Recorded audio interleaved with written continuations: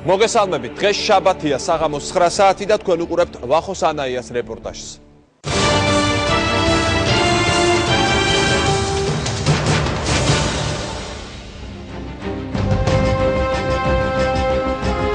ვახოს ანაიას რეპორტაჟის ექსკლუზივით. რა ჩაიწერა 363 გვერდიან დოკუმენტში. მოკლეს, თუ თავი მოიკლა ზვიად გამსახურდიამ. გასცა თუ არა საპარლამენტო კომისიამ მთავარ შეკითხვას პასუხი.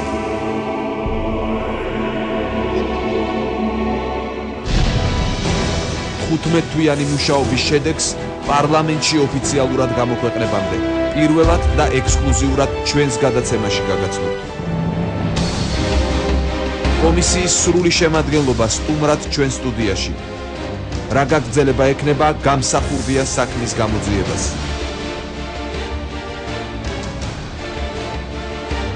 ვახოს ანაიას რეპორტაჟი. პრეზიდენტის საქმე. მოკლეს თუ თავი მოიკლა საქართველოს პირველმა პრეზიდენტმა.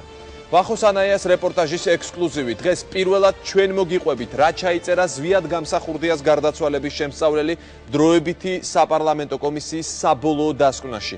აქვე გეტყვით, რომ კომისია თითქმის სრული შემადგენლობით ხელმძღვანელის, გამომძიებლის, კრიმინალისტისა და საპარლამენტო უმრავლესობის წარმომადგენლის ჩათვლით ჩვენ სტუდიაში მოვიწვიეთ. ისინი ყველა საინტერესო შეკითხვას გადაცემის დასკვნით ნაწილში უპასუხებენ.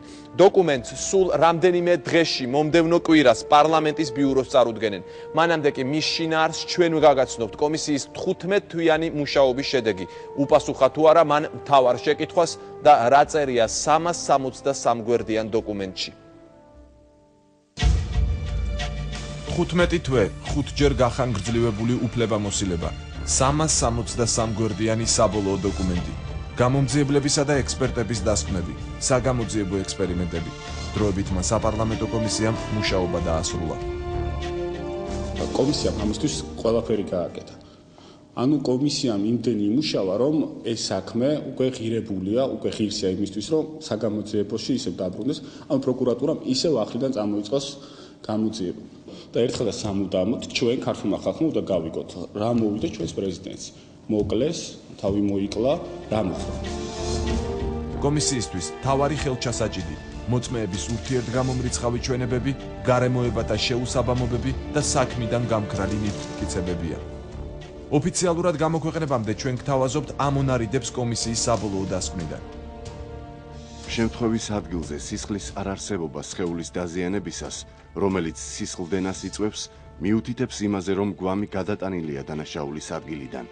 რასაც საპარლამენტო კომისიის გამოკითხვაში აღნიშნავს პრეზიდენტის ბოლო მასპინძლის ვაჟი, ნუკრი ღურცკაია. მისი თქმით, პრეზიდენტის სხეულზე სისხლის კვალი შეუმჩნეველი დარჩა. კომისიის საბოლოო დოკუმენტთან ერთვის როსტოვის ექსპერტიზის ტექსტობრივი და ფოტომასალა.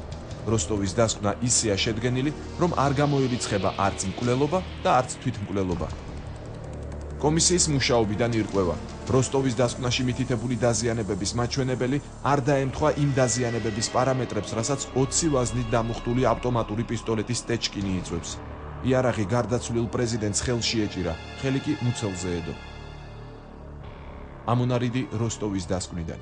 ტყვის მოძრაობის მიმართულებაა მარჯვნიდან მარცხნივ, ზემოდან ქვემოთ, რაზეც მიუთითებს შემავალი და გამომავალი ხვრელები. აქედან გამომდინარე დროებითი კომისიის შეფასება ასეთია. შეიძლება ითქვას, რომ პისტოლეტს ტეჩკინის ხელში დაჭერა თვითმკვლელობის მიზნით, ლულით 100-200 მმ მანძილზე და ისე, რომ ტყვის მიმართულება იყოს მარჯვნიდან მარცხნივ, ზემოდან ქვემოთ, ფიზიკურად შეუძლებელია. კომისიის მუშაობისას დადგინდა და საბოლოო დასკვნაშიც ჩაიწერა, რომ ზვიად გამსახურდიას მძიმე ფიზიკური დაზიანებები აღენიშნებოდა.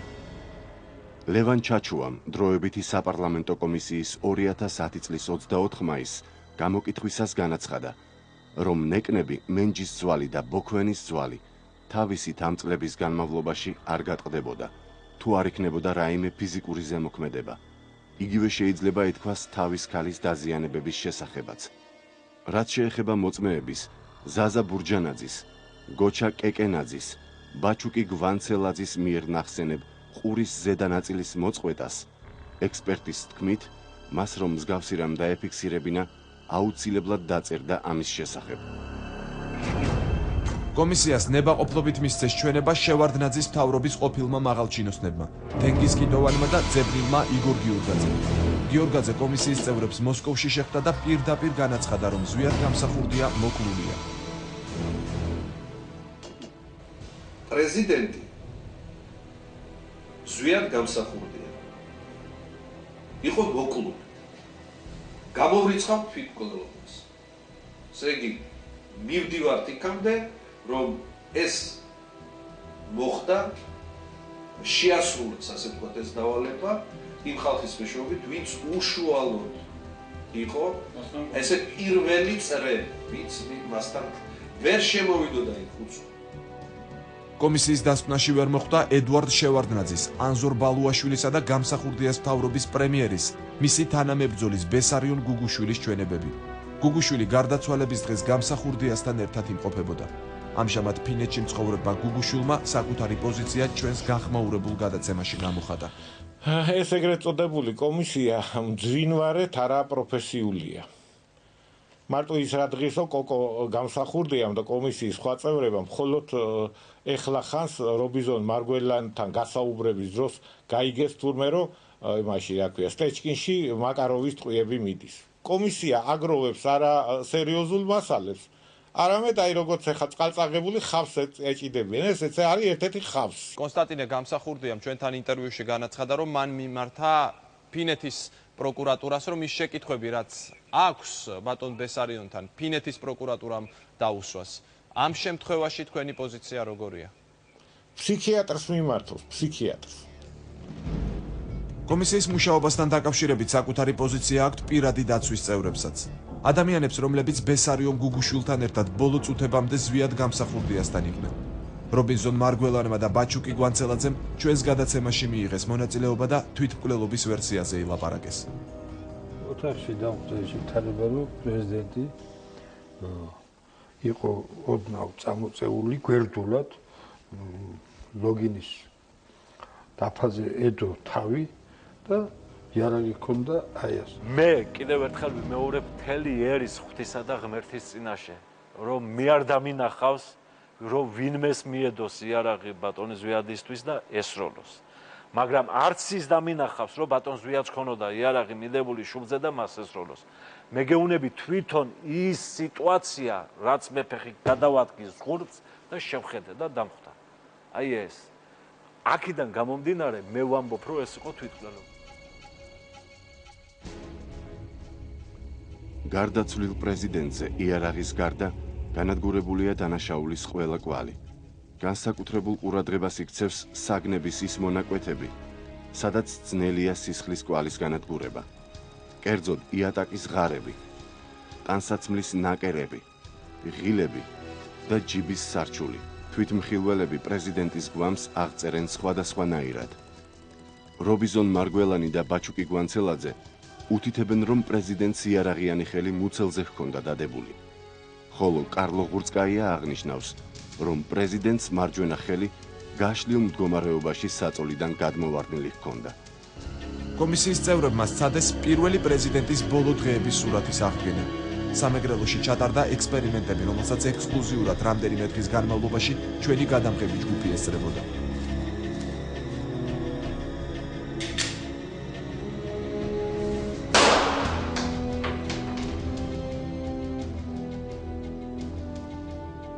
ნეკნების დაზიანებას რაც შეეხება, ამ კონკრეტულ შემთხვევაში შესაძლებელია განვითარებული იყოს რაიმე მკვრივი ბლაგვის საგნის წინა და უკანა მიმართულებით რაღაც კომპრესიის მაგვარი ზემოქმედება.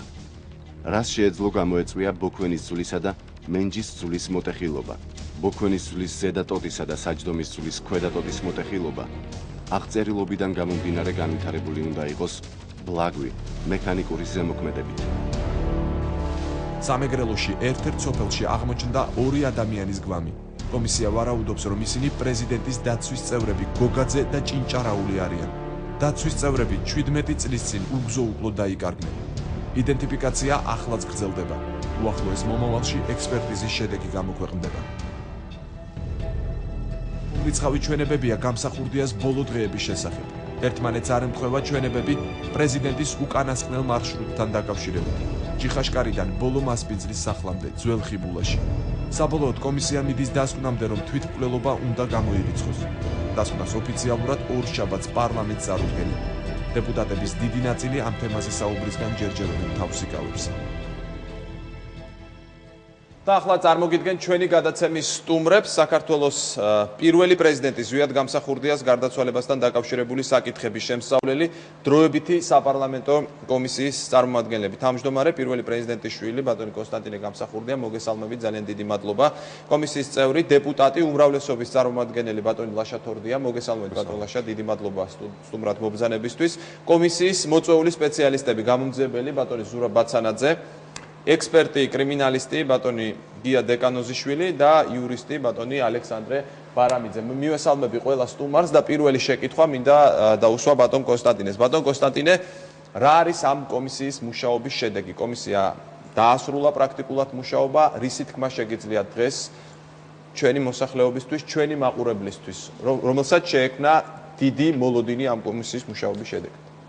დიახ, ბატონო ვახო, ჩვენმა კომისიამ მართლაც დაასრულა თავისი მუშაობა, ჩვენი არსებობის მე-15 თვეს, ჩვენ უკვე მოვამზადეთ ძირეული დოკუმენტი, ანუ შემაჯამებელი დასკვნა კომისიისა, ეს არის ჩვენი მუშაობის ძირითადი შედეგი, ეს არის ის, რომ ასე ვთქვათ, ზოგადი ფონი არის აბსოლუტურად აღდგენილი იმ მოვლენებისა, რომელიც იყო 1993 წლის შემოდგომაზე. ჩვენი დასკვნით პრეზიდენტი არის მოკლული, არის ჩადენილი ძალიან მძიმე სისხლის სამართლის დანაშაული, თუმცა არის გარკვეული საზღვარი, რომლის იქითაც კომისია ვერ გადავიდა. აი ეს არის მთავარი ბატონ კონსტანტინე, ამ გამოძიებისგან რა პასუხსაც ელოდებოდნენ შეკითხვაზე.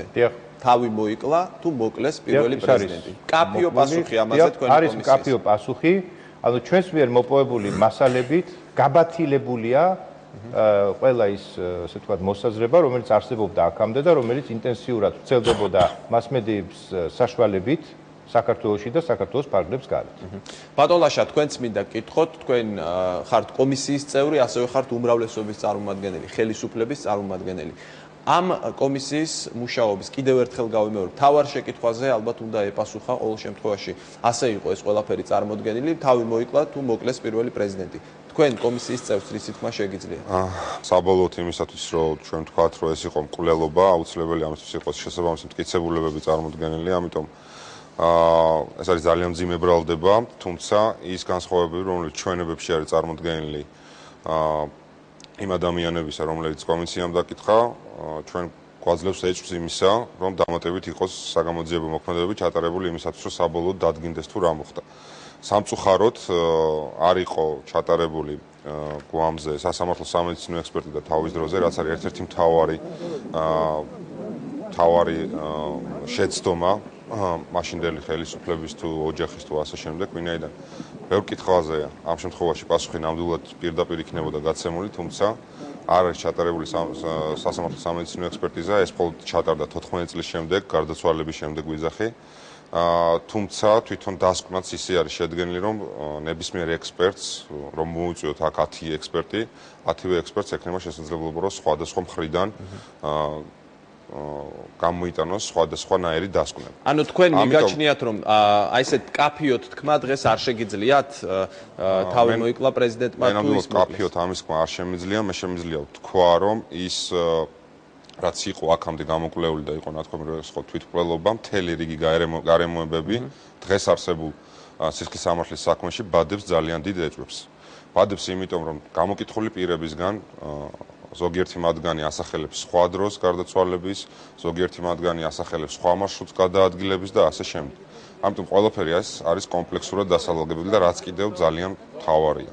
მთავარი არის ასევე სასამართლო სამედიცინო ექსპერტიზა, კვალიფიციური, ვინაიდან აუცილებელია დადგინდეს მაგალითისთვის რატო ქონდა პრეზიდენტს ჩამწრეული 7 ნეკნი.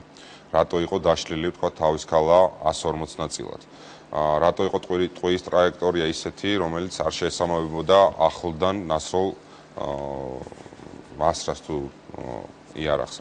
ასე ვთქვათ, ამიტომ ამ თემასთან დაკავშირებით უკვე ნამდვილად კომისია ვერ შეძლებს ეს კომპლექსურად შეისწავლოს, ვინაიდან ჩვენ არა ვართ ძალმოსილი იმისა, რომ ჩავატაროთ სასამართლო სამედიცინო ექსპერტიზა და ასე შემდეგ, თუმცა ჩვენ ვთვლით, რომ გარკვეული გარემოებები, რომელიც კომისიამ შეისწავლა და წარმოადგინა, დაბადებს ეჭვს იმისა, გასაგებია ბატონ ლაშა, პროკურატურას დამატებითი მასალა ქონდეს. რა გაგრძელება შეიძლება მოყვეს ამ ყველაფერს, ამაზე მე შემდეგ ცალკე დავსვამ კიდევ შეკითხვას, მანამდე გამომძეველს ბატონ ზურაბ ბაცანაძეს მინდა ავკითხოთ. უპირველეს ყოვლისა კიდევ ერთხელ მოგესალმებით ბატონ ზურაბ და მე როგორც ვიცი თქვენც იზიარებთ მკვლელობის ვერსიას. აი გააქვთ შესაძლებლობა მაყურებელს უთხრათ ის არგუმენტები, რატომაც მათ უნდა ირწმუნონ, რომ ზვიად გამსახურდია მოკლეს.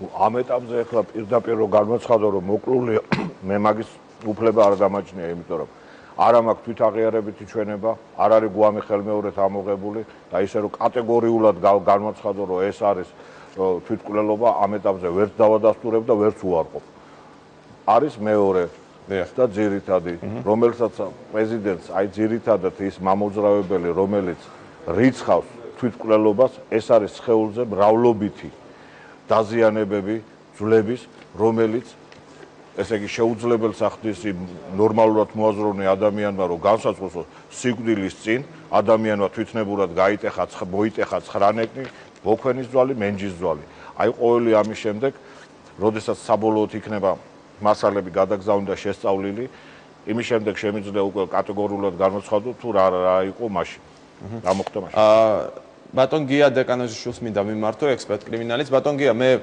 ბოლო პერიოდში თქვენ ჩვენს ორ გადაცემაშიც მიიღეთ მონაწილეობა რომელიც ჩვენმა გუნდმა მოამზადა და ამის შემდეგ მე კიდევ გავეცანი თქვენს საგაზეთო ინტერვიუს სადაც ამბობდით რომ დარწმუნებით ამბობდით და რომ ეს იყო მკვლელობა შეგიძლიათ თქვათ ჩვენს გადაცემაში რატომ ფიქრობთ დღეს ასე რომ ეს იყო მკვლელობა დარწმუნებით ეხლა მთლად ისე დარწმუნებით არა მაგრამ ჩვენ იმდენი კვლევა ჩავატარეთ უშუალოდ ამ დასკვნის მიხედვით როსტოვის დასკვნის მიხედვით გამოვიკვლიეთ თითქმის უმეტესი შემთხვევა იარაღის მონაცემები ყველაფერი და მივედით იმ დასკვნამდე რომ ის კვალი რასაც აფიქსირებენ თვითმხილველები არ დარჩებოდა თვითმკვლელობის შემთხვევაში დარჩებოდა სულ სხვანაირი კვალი სხვა ტიპის კვალი და ნუ რა თქმა უნდა იმ შემთხვევაში თუ მკვლელობა არის ამ შემთხვევაში სხვანაირი კვალი დარჩებოდა ამიტომ ყველაფერი ის კვალთა აღრიცხვა რაც გავაკეთეთ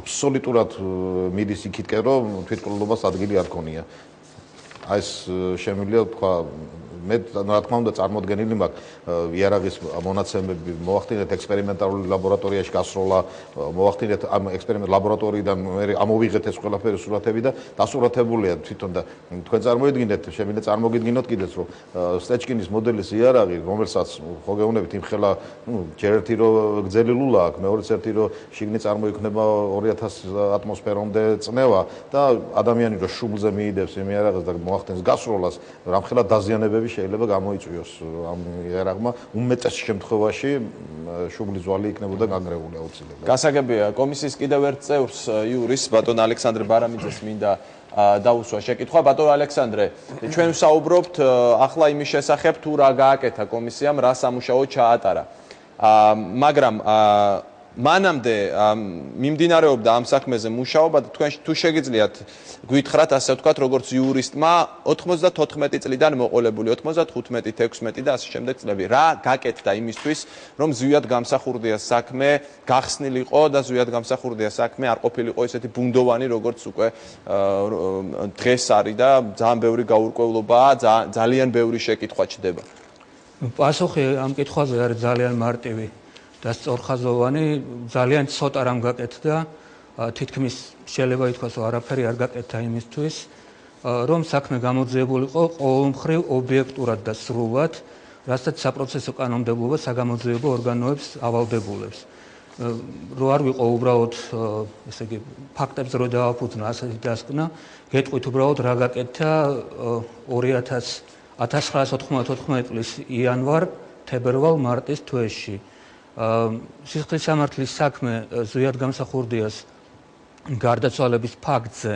აღძრულ იქნა საქართველოს გენერალურ პროკურატურაში მაშინდელი გენერალური პროკურორის მოადგილის ანზორ ბალუაშვილის დადგენილებით რამოდენიმე დღის შემდეგ იმავე ბატონმა ბალუაშვილმა გამოიტანა დადგენილება გარდაცვალების ადგილიდან ზვიად გამსახურდიას გვამის ამოღების და დათვალიერების შესახებ.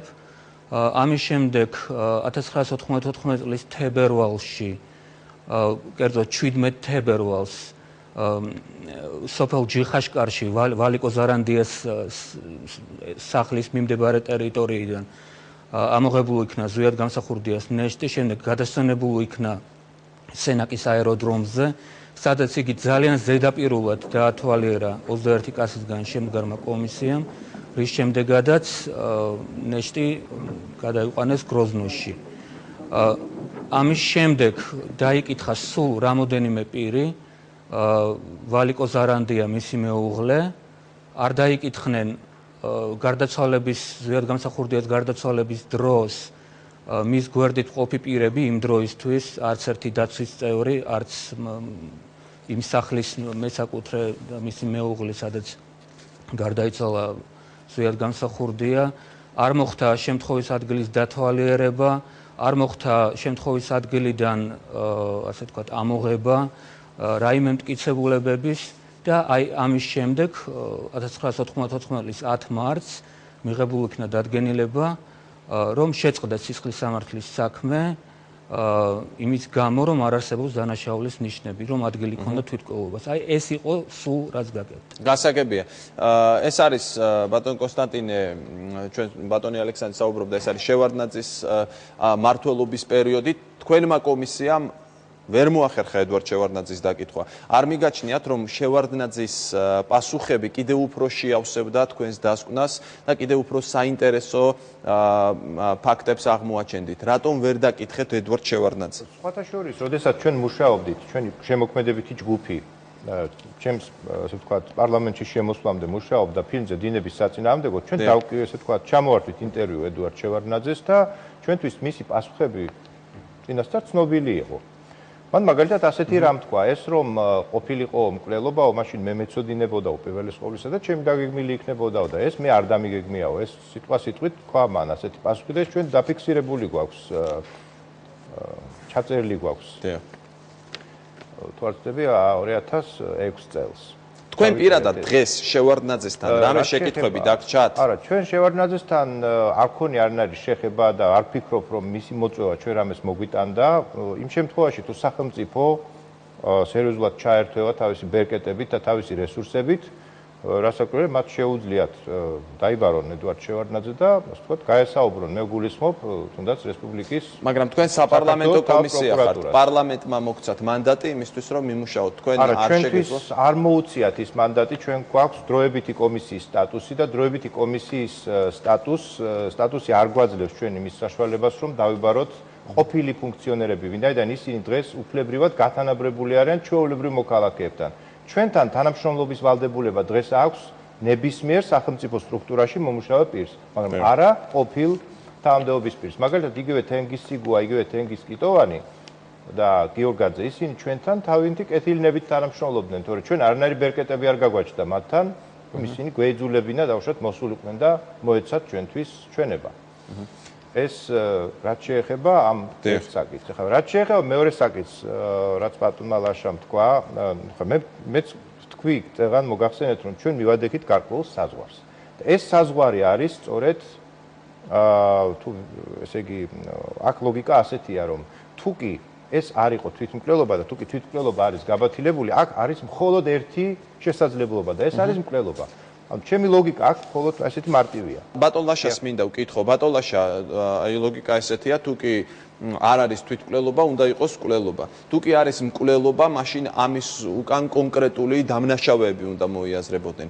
კომისია მიადგა რაღაც მიჯნას. რა ხდება ამის შემდეგ? აი თუნდაც ხელისუფლება რას აპირებს, ან სამართალდამცველი ორგანო, პროკურატურა რაიმე წინსვლას მისცემს ამ საქმეს? რა თქმა უნდა, ბატონმა კონსტანტინემ ისაუბრა და ზუსტად ის, რომ ჩვენი და სამართალდამცველობის თანამშრომლობა მეტყოლებს იმაზე, რომ სამომავლოდ აუცილებლად ამ თემაზე მუშაობა გაგრძელდება. ზუსტად დასკვნა, რომელიც დაიდება კომისიის მერე, შემდგომ სავალდებულო გახდება შესაბამისი სტრუქტურებისათვის. ამიტომ აქ საუბარია მარტივ სქემაზე, კომისიისა და სახელმწიფოს ურთიერთობაზე. კომისია შეიქმნა იმიტომ, რომ იყო ნება ჩვენი მხრიდან წამოსული, რომ ამ საქმესთან დაკავშირებით ზოგადად საბოლოოდ გარკვეული პასუხები ყოფილიყო გაცემული. წინ არის ბევრი რამ გასაკეთებელი იმისათვის, რომ საბოლოოდ გავარკვიოთ რა მოხდა. ჩვენ გარკვეული ფაქტები მოვიძიეთ იმისა, რომ ასე თუ ისე გამოვრიცხოთ თვითმკვლელობა, თუმცა მკვლელობას კიდევ ერთხელ ვიმეორებ, ჭირდება ძალიან მტკიცე არგუმენტები და მტკიცებულებები იმისათვის, რომ საბოლოოდ ბეჭედი ამაზე იქნას დასმული. თუმცა შეიძლება გამოძიებამ ეს შეცვალოს, მაგრამ ჩვენ ვფიქრობთ, გამომდინარე იქიდან, რომ ის ტრაექტორია გასროლის თუ სხვადასხვა გარემოებები, რომლებიც ექსპერტიზის დასკვნაშია მოყვანილი. კიდევ ერთხელ ვიმეორებ, იმ ექსპერტიზის დასკვნაზე საუბრობ, რომელზედაც შეიძლება სხვადასხვა მხრიდან იქას ორი გამოდული. აქ საინტერესოა კომისია როგორც კი დაასრულებს მუშაობას ოფიციალურად თქვენ რამდენიმე დღეში რომ გამოაქვეყნებთ ამ დოკუმენტს 363 გვერდია, ხო ბატონო კონსტანტინე? აი სახელმწიფო გამოძიება მაშინვე დაიწყება, ძალიან მალე დაიწყება თუ რაღაც პერიოდია კიდე საჭირო? ყველაფერი მოხდება უმოკლეს ვადაში, გამოქვეყნების მერე გადაეგზავნება საქართველოს მთავარ პროკურატურას და ამის შემდეგ შესაბამისი საგამოძიებო პროცედურები დაიწყება.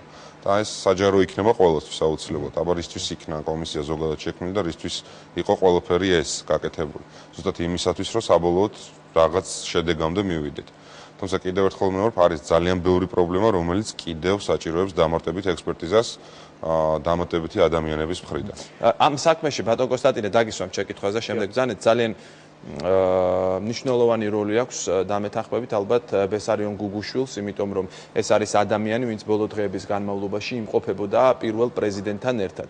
თქვენ წინა გადაცემაში თქვით, რომ ფინეთის პროკურატურასთან უნდა ეთანამშრომლა თქვენს კომისიას და უნდა მომხდარიყო ბესარიონ გუგუშვილის დაკითხვა. რა ხდება ამ მიმართულებით? ეს არის ისეთი პროცედურა, რომელიც სასამართლო პროცესის გარეშე არანაირად არ გაირკვევა.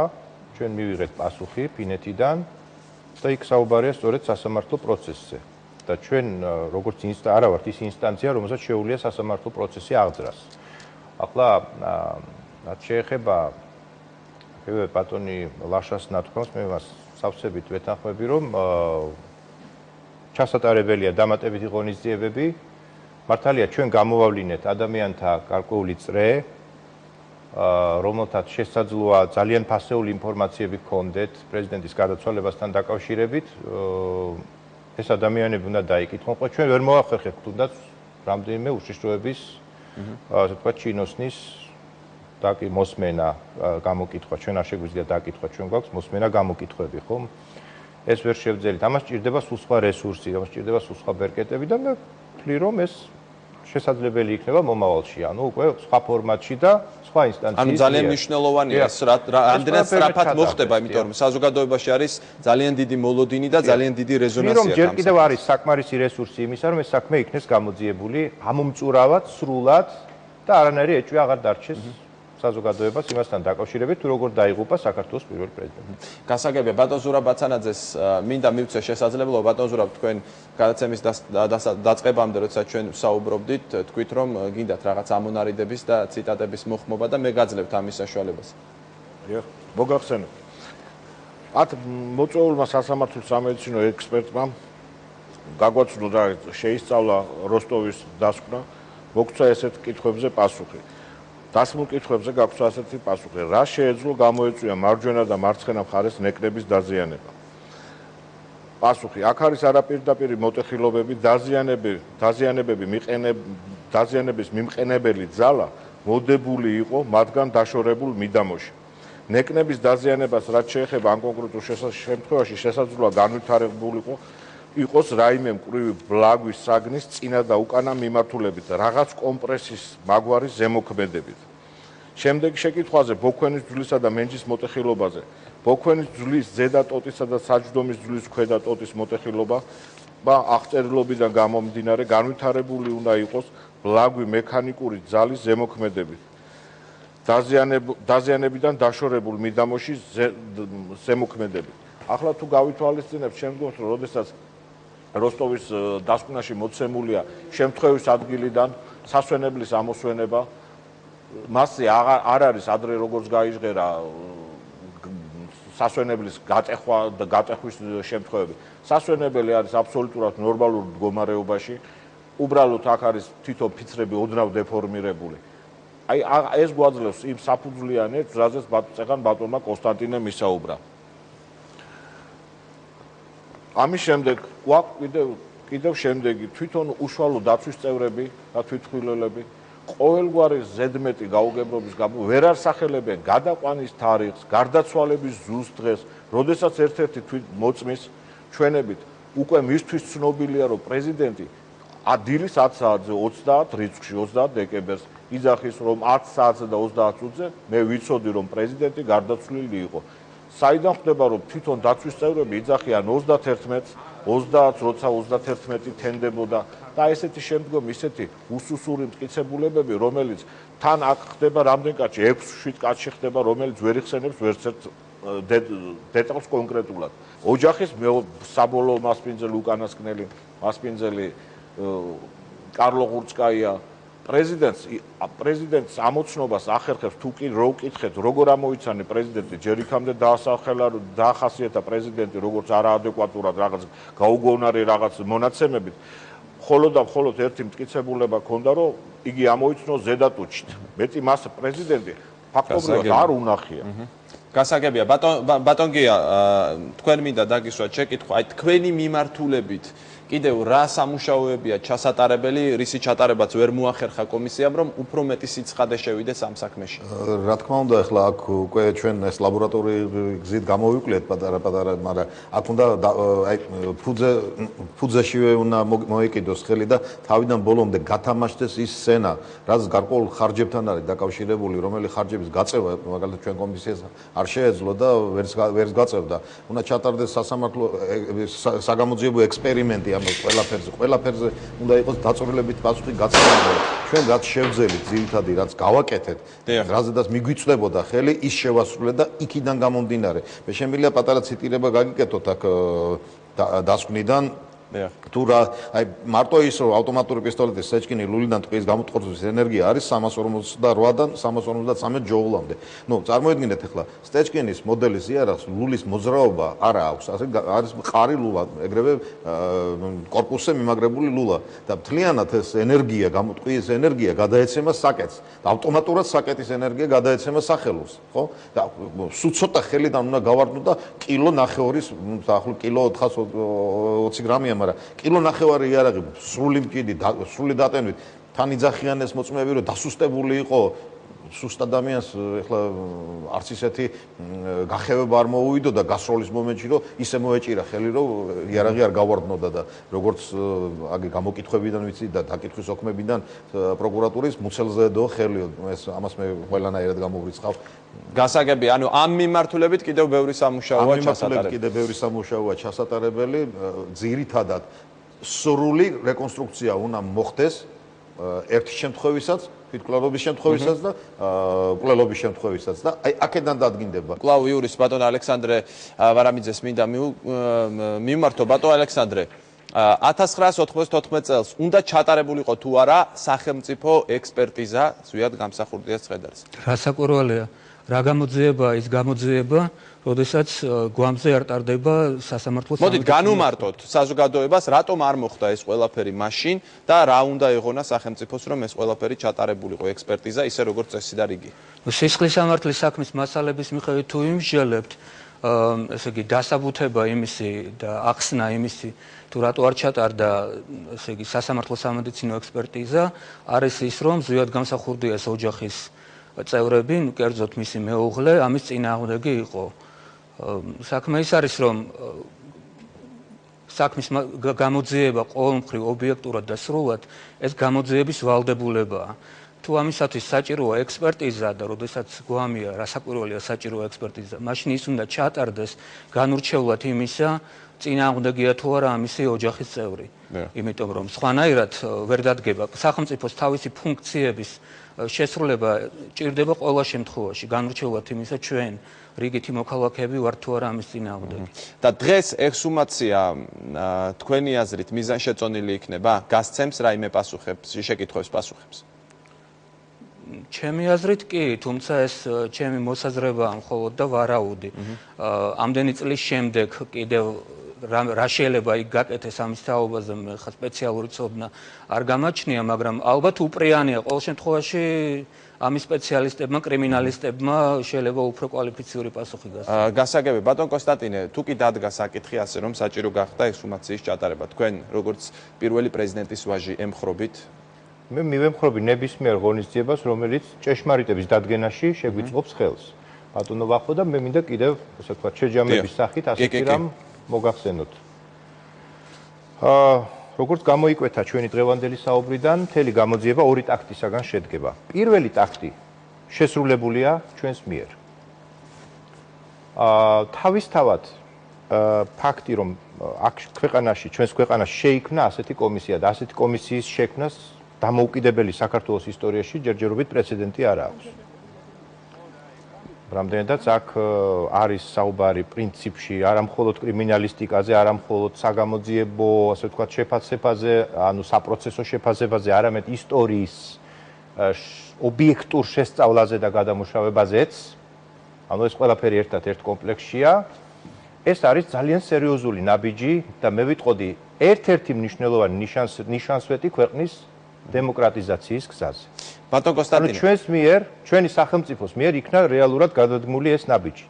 კომისია შეიქმნა 2009 წლის ნოემბერში და მან იფუნქციონირა 15 თვე და მე ვიტყოდი წარმატებით დაიდო საკმაოდ სერიოზული და ასე ვთქვათ, კონიანი დასკვნა. თქვენ ლაპარაკობდით ობიექტურობაზე. ახლა საზოგადოების ერთ ნაწილში დაისვა ეს შეკითხვა და მე ეს შეკითხვა არის თქვენთან და აუცილებლად დაგისვამთ მეც.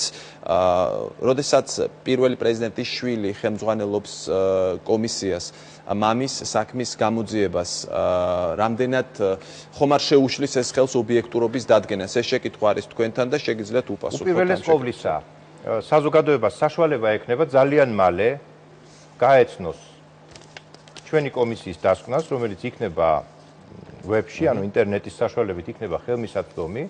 მეორე რასაკვირველია, თქვენ შეგიძლიათ თუნდაც ჩემს თანამშრომლებს კითხოთ, თუ რამდენად მიკერძოებული და სუბიექტური ვიყავი მე ბატონ ლაშას, ბატონ გიას, ბატონ ზურაბს, ბატონ ალექსანდრეს.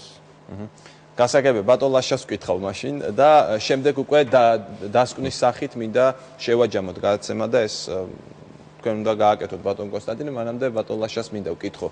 ეს ხომ არ ქმნიდა გარკვეულ უხერხულობას ბატონ ლაშა, როდესაც პირველი პრეზიდენტის შვილი ხელმძღვანელობდა ამ კომისიას. არსებობს ეს შეკითხვა საზოგადოებაში და მე მინდა რომ ამას გაეცეს პასუხი. არანაირი უხერხულობა. მინდა დაგიდასტუროთ, რომ არანაირი უხერხულობა ამ მხრივ კომისიის მუშაობას არ შექმნია და არანაირი პრობლემა არ ყოფილა პირიქით. ჩვენ ყველა ერთად ვცდილობთ იმას, რომ სააშკაროზე გამოგვეტანა ყველა ის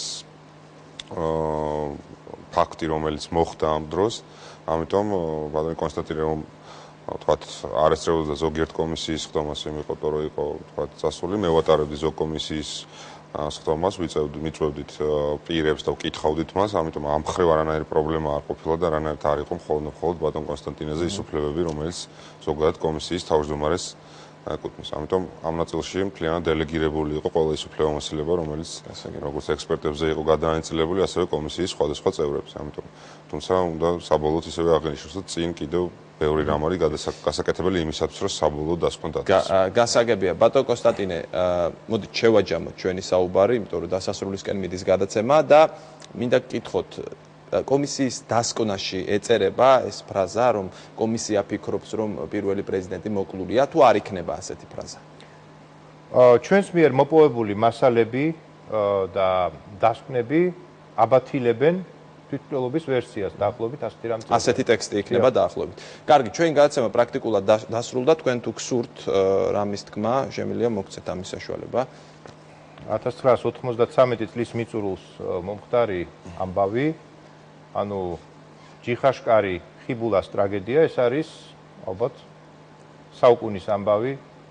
იგი თავისი მნიშვნელობით აშკარად უტოლდება 1907 წლის წიწამურის ტრაგედიას და აუცილებლად უნდა იქნეს გამოძიებული და მე დარწმუნებული ვარ, ჩვენი სახელმწიფო ამას გააკეთებს.